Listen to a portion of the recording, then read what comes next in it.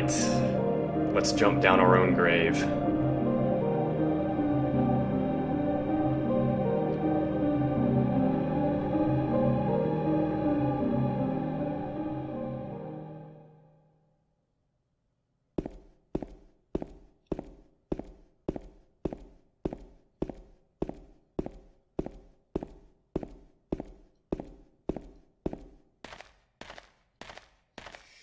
And unfortunately, following that awesome sequence that we just experienced,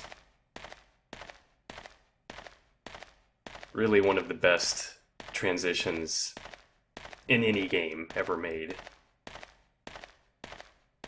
comes one of the worst boss fights of all time. And I'll just leave it at that for now. And this is kind of cool. We start to see quite a bit of blood spatter at this end of the hall. And at the far end, it's completely red with blood. Just like the newspapers before Angela's Silent Hill accumulated before the door to the room that she was in. We have blood spatter doing the same thing here.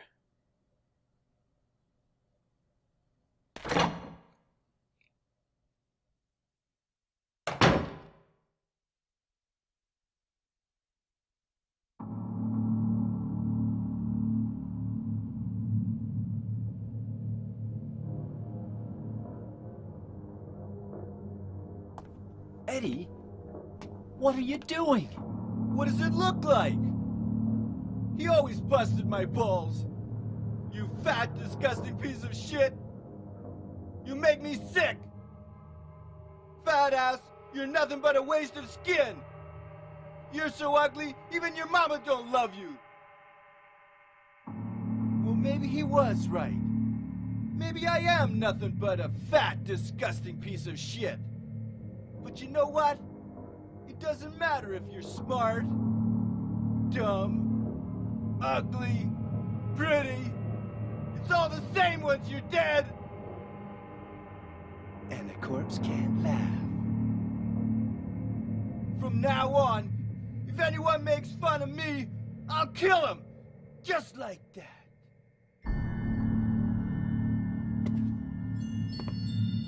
Eddie, have you gone nuts? I knew it. You too. You're just like him, James. Hey, I didn't mean anything. Don't bother. I understand. You've been laughing at me all along, haven't you? Ever since we first met. I'll kill you, James. Good luck with that, Eddie. You're gonna have to get past my steel pipe first.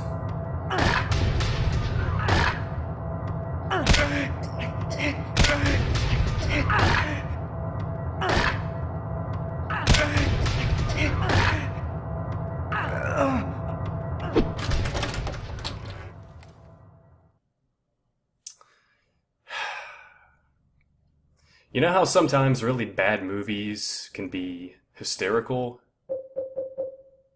But there's other times where really bad movies can just be painful as well. This is an example of a fight just being painful. What were they thinking to insert that type of fight in this beautiful game? Anyway, what's really interesting about Eddie to me, although I sympathize with him the least of all the characters by far, is that he's here because of his murderous intent, not necessarily what he's done before coming to Silent Hill. And looking at this room, he's clearly failed the test.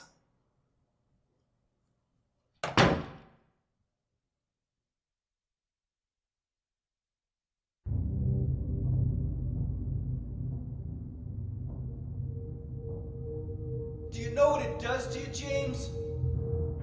you're hated, picked on, spit on, just because of the way you look, after you've been laughed at your whole friggin' life? That's why I ran away after I killed the dog. Ran away like a scared little girl. Yeah, I killed that dog. It was fun. It tried to chew its own guts out. Finally died all curled up in a ball. Then he came after me. I shot him too, right in the leg. He cried more than the dog.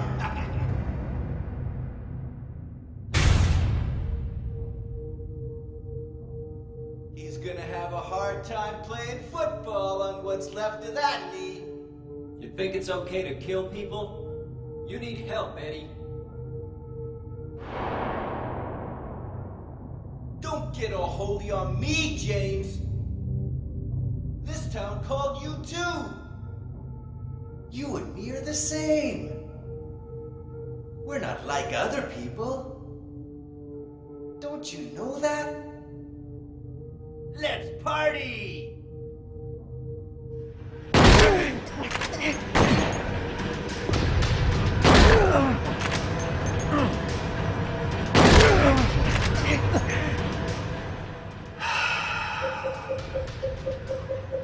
This fight.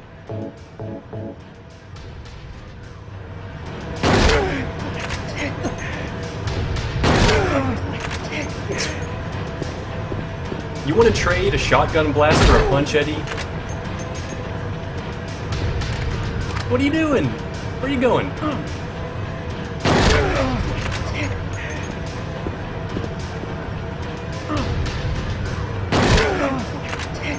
You want to keep trading, Eddie? Do this all day, bastard.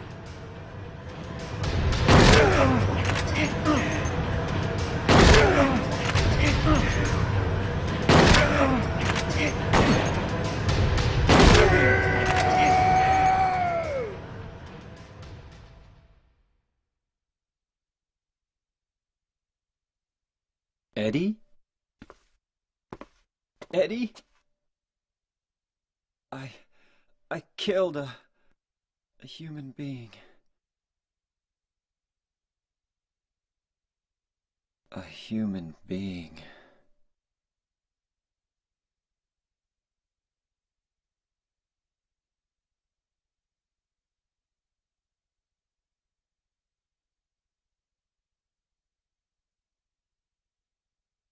Mary. Did you really die 3 years ago? Alright, so thankfully that's over. And he almost killed me with that final blast, too. But yeah, this is Eddie's Silent Hill. And there's really not much to talk about. There are these huge hunks of meat hanging from hooks with what appears to be shorts attached at the bottom. Some type of cloth stitched directly to the meat. And this is representative of, Eddie's self-esteem. Or lack of self-esteem, I should say. He always thought that people were laughing at him behind his back. And if any of our main characters truly develop into villains by the end of the game, it's Eddie. And I'll explain what I mean momentarily. But for now, I think it's just awesome how immediately after this terrible boss fight, the game just picks right back up. And after jumping through all of these holes and wading through the abyss, we find ourselves back on the surface. We can hear the sound of water and we see the mist of Silent Hill. Such a good transition, man. And I think we're going to skip that save point. I've hit every save point in the game up until now. But this one is pretty unnecessary. And in the distance here, we can see a light. And there's one boat waiting for us at the dock. Oh man.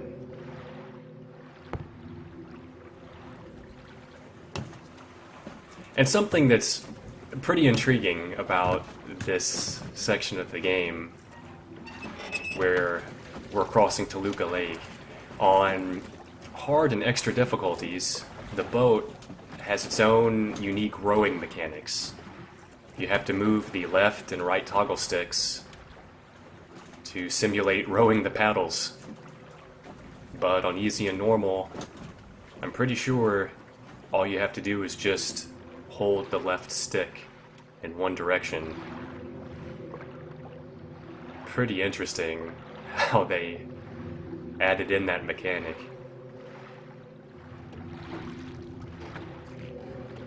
And what we're doing here is we're just trying to align ourselves towards the light, because that's where we're headed,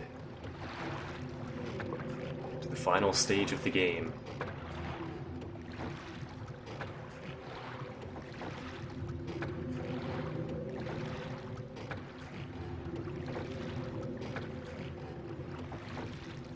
There it is.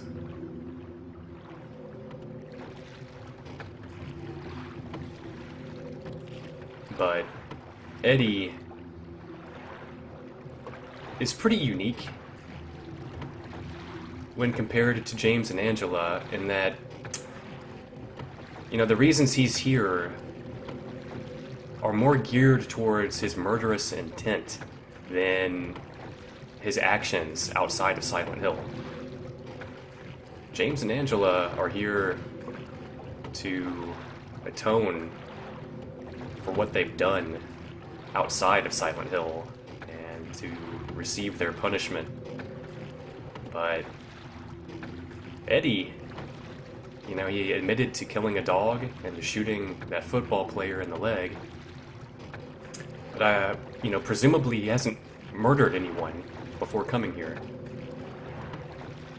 But Silent Hill put him on trial, trying to test whether or not he was going to turn into a murderer, and he failed that test.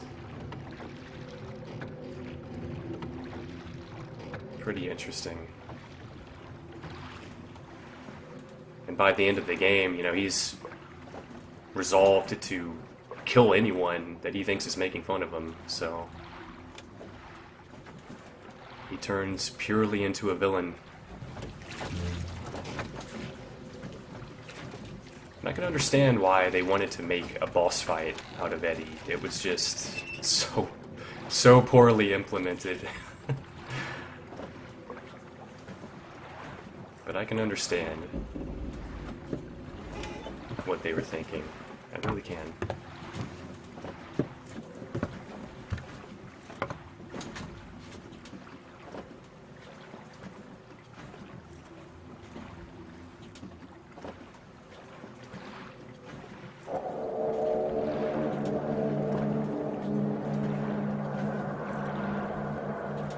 This place hasn't changed at all in 3 years.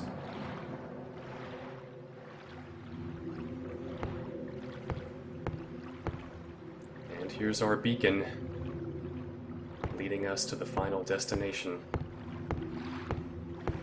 The only light turned on in the entire place.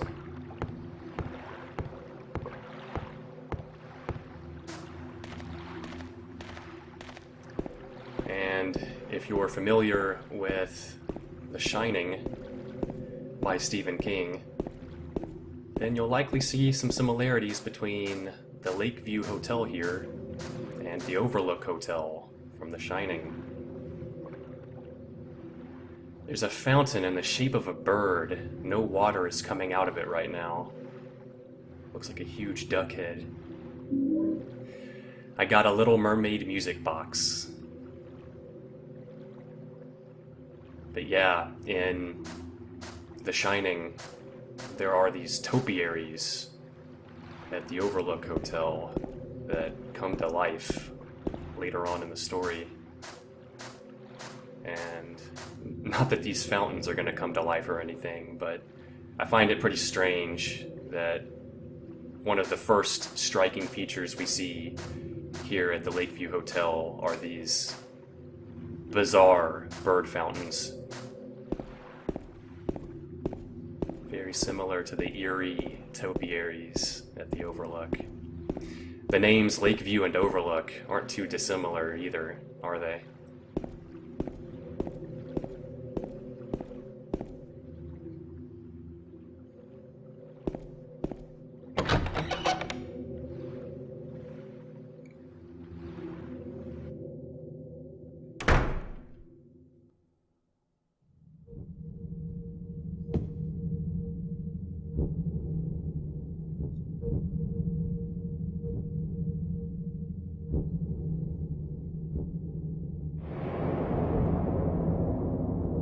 Waiting for you, in Mary's handwriting.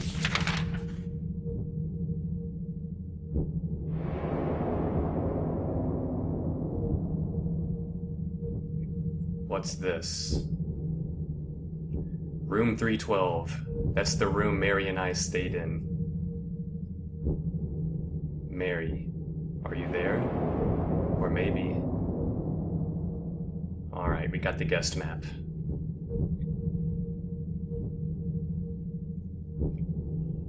That pulsating music.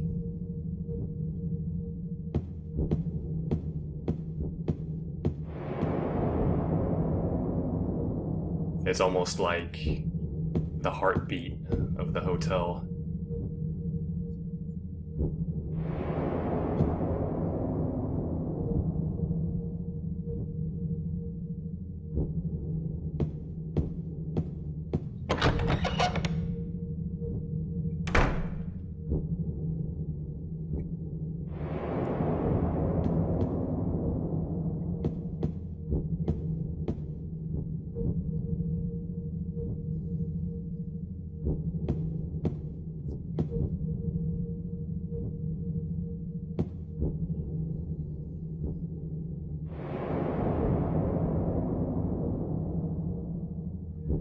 Mr. James Sunderland. The videotape you forgot here is being kept in the office on the first floor.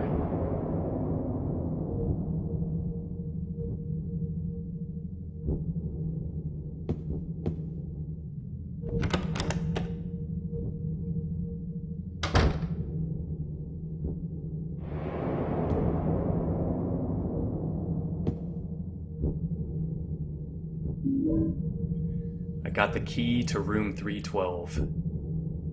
The key to the room where Mary and I stayed.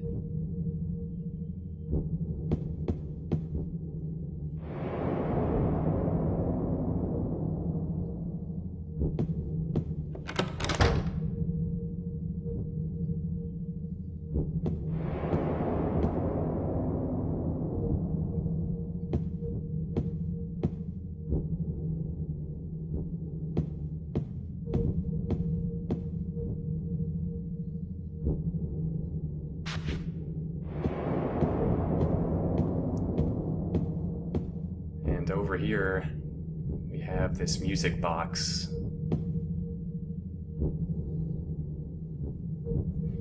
There's a rectangular indentation. There's a plate in front of the indentation, and something is engraved on it. Even so, I still want to believe that she was happy.